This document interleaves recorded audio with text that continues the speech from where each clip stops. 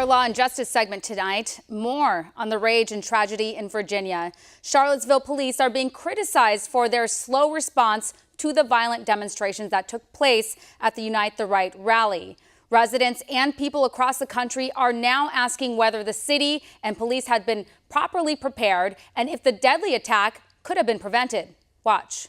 I witnessed personally dozens of acts of violence, people being assaulted, and other journalists saw this as well, with police officers in sight watching who did not intervene or help those victims. Did you give any orders to police officers not to help people who were being assaulted?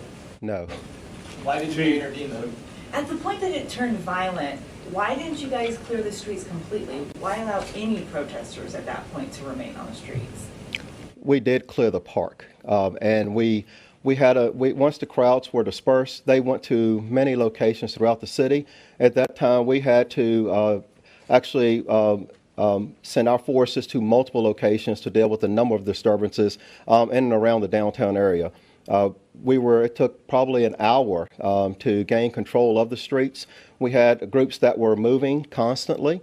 We were following a number of groups, ensuring that they were being peaceful. But it was a challenge. It was certainly a challenge. With me now, law enforcement and forensics expert Dr. Ron Martinelli.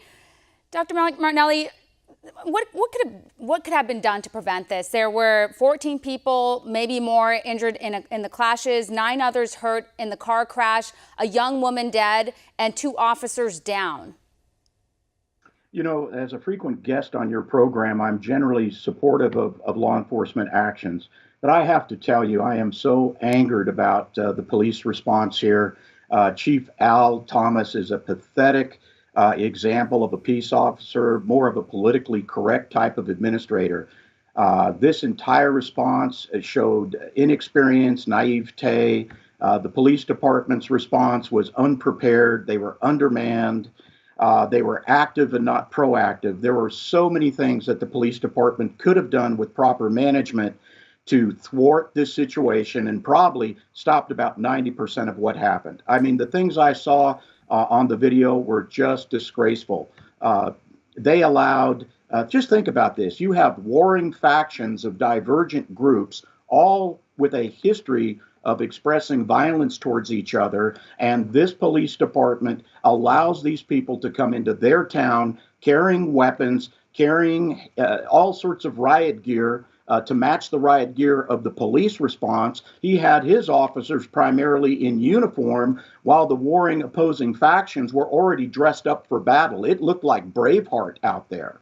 So there are many things they could have done. Yeah, and I think it's easy to criticize police in these types of situations, but it seems like they're damned if they do, they're damned if they don't. Now, if they were to step in, then they're criticized for that. If they don't do enough, then they're criticized for that too. But I think we should have learned a very valuable lesson from the UC Berkeley campus, where all hell, broke loose there on that campus, and there were suspicions that the police had been told to stand down. Now, after everything that you've seen, do you think there was some sort of stand down order?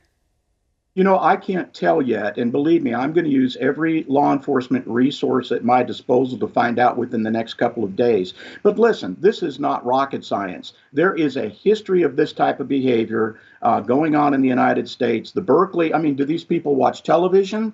Do they not look around the United States and learn from the other demonstrations and riots that are occurring?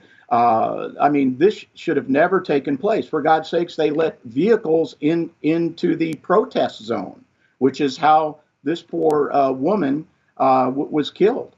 And what do you make of people showing up to what are supposed to be peaceful rallies with baseball bats, tear gas, helmets, weapons, and it appears they're looking like they're ready to fight? I've had interactions with Antifa. They're not nice people. Very scary people. They're there to intimidate you. If you speak up or express your views, you might get beaten up for it. Obviously, the other side, the extremist side of the alt-right, the Nazis, the KKK people that were there. They obviously could be violent too. Now, Richard Spencer, one of the leaders there, he claims that they came in peace and that they had their permit to be there, so they had a reason to be there. I don't know what their intentions are, but like I said, other people from the left came in and added to the situation. So is there anything that police can do to stop people from bringing these types of items to a rally like this? Absolutely, Stephanie. First of all, the police department has a community caretaking responsibility to protect all people within its jurisdiction.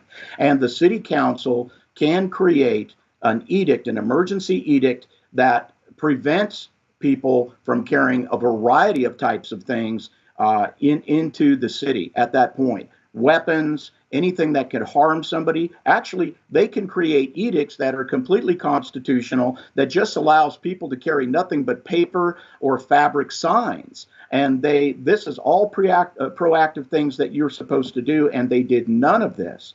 And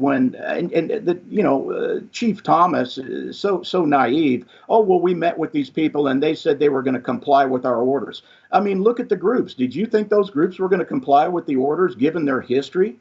Yeah, I don't know that anyone imagined that somebody was going to die that day, but we knew it was going to be a scary situation. Now, there's some debate whether this is domestic terrorism or not. Is it just murder? What would you call it? Well, Jeff Sessions, and that's one of the departments I work for, the United States Department of Justice and the AG's office. He says it fits the elements for domestic terrorism. I've taken a look at it. I seem to agree with it, yes. And so I know that DOJ is going to be conducting ongoing investigations, into all sides of this melee. And I firmly believe that they will find the corpus or the elements of crimes and behavior that would constitute domestic terrorism within the United States. Yeah, I agree. This does look like a case of domestic terrorism, and it's good that our AG came out and said it. Thank you.